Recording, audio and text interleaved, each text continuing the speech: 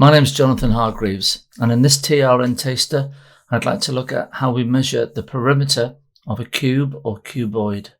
The perimeter of a shape is the distance around the edge or the boundary of the shape. If the shape is a circle, then the perimeter is also known as the circumference.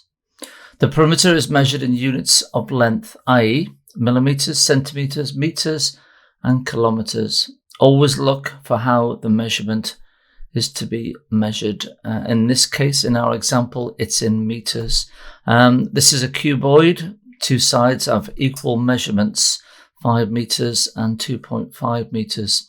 So in this example, you will need to add all the lengths together. So that's 5 plus 5 plus 2.5 plus 2.5 equals 15 meters. So in our example, a perimeter is a measurement that is a linear measurement, so you do not need to add anything after the m.